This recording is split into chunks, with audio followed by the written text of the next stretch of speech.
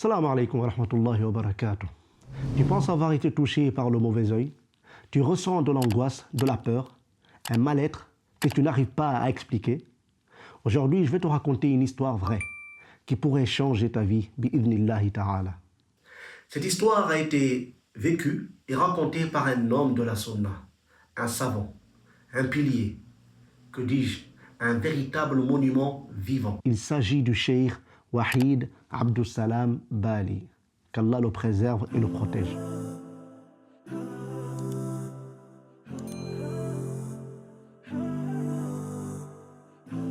Bismillah ar-Rahman ar-Rahim.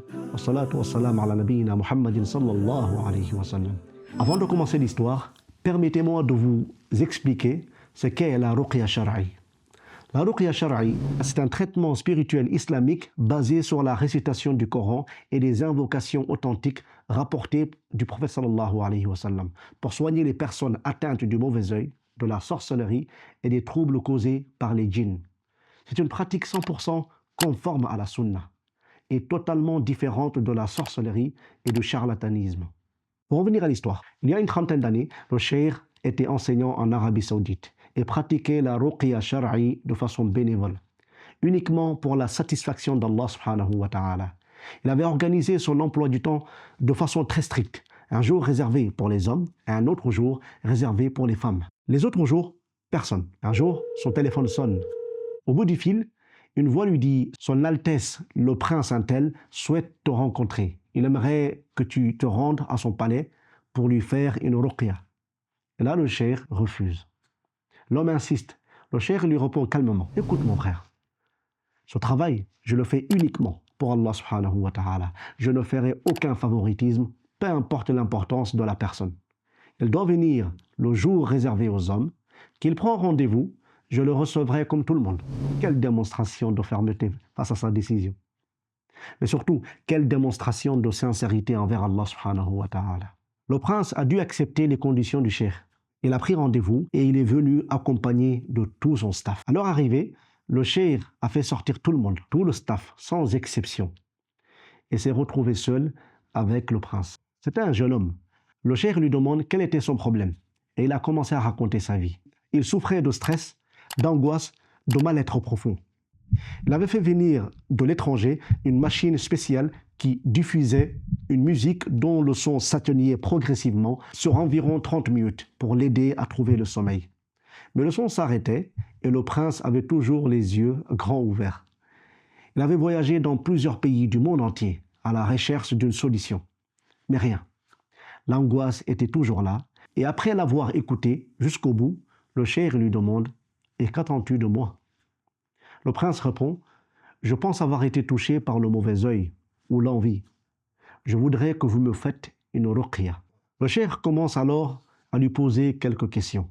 « Est-ce que tu pries ?»« Oui, parfois, au palais. »« Est-ce que tu fumes ?»« Oui, des cigarettes. »« Consommes-tu des drogues ou autre chose ?»« Non, walhamdulillah. » Puis le cheikh lui dit ces mots qui ont tout changé. « Ton cas est très facile. Mais ton traitement se fera en 2 étapes. Première étape, préparer ton corps, ton cœur et ton âme à recevoir le remède pendant 1 mois. Et la 2e étape, ce sera la ruqya shar'i. Puis le cheikh lui explique la démarche en se basant sur ce verset où Allah subhanahu wa ta'ala nous dit وَنُنَزِّلُ مِنَ الْقُرْآنِ مَا هُوَ شِفَاءٌ وَرَحْمَةٌ لِلْمُؤْمِنِينَ. Nous faisons descendre dans le Coran ce qui est une guérison et une miséricorde pour les croyants. L'attention doit être portée ici sur le fait qu'Allah subhanahu wa ta'ala fait descendre par le biais du Coran une guérison et une miséricorde pour les croyants. Et d'ailleurs, la suite du verset démontre bien cela. وَلَا يَزِيدُ الظَّالِمِينَ إِلَّا خَسَارًا. Mais il ne fait qu'accroître la perte des injustes. Le cheikh lui dit, si je lis le Coran sur toi maintenant, tu seras comme le diabétique qui prend son traitement mais qui continue de consommer du sucre. Le Coran est une guérison pour le cœur, pour le corps et pour l'âme préparée. Le cheikh lui a alors donné 4 conditions à respecter pendant 1 mois. Condition numéro 1, arrête l'écoute des chants et de la musique. Le prince dit, Mais comment je vais tenir un mois entier? Le cheikh répond, le remède se trouve précisément dans la patience. Sois patient et le remède te viendra. Condition numéro 2, arrête de fumer. Le prince sursaute. Fumer? Le cheikh répond, oui.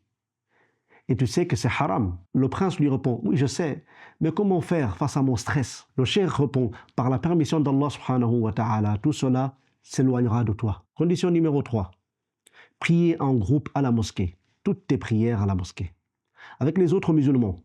Et à ce moment, le prince hésita, car sortir 5 fois par jour avec le peuple semblait contraire à son statut de prince. Le cheikh lui dit alors ces mots magnifiques. Je veux que tu ailles prier à la mosquée pour que tu sentes que tu es un membre de cette communauté. Tu prieras parfois à côté d'un ouvrier, parfois à côté d'un pauvre, parfois à côté d'un riche.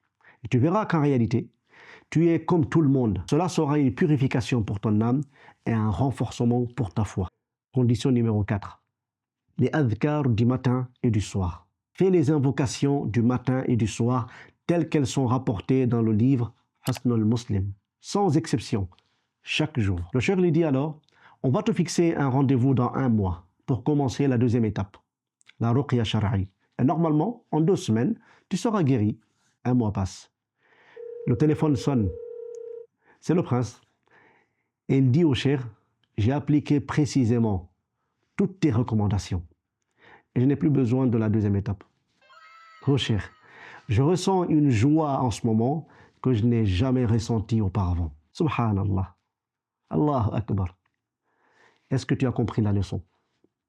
Avant de chercher un raqi, avant de chercher une solution à l'extérieur, commence par préparer ton corps, ton cœur, ton âme.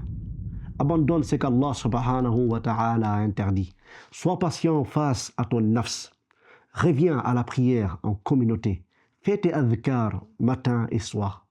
Car le Coran est une guérison, mais pour celui dont le corps, le cœur et l'âme est prêt à le recevoir.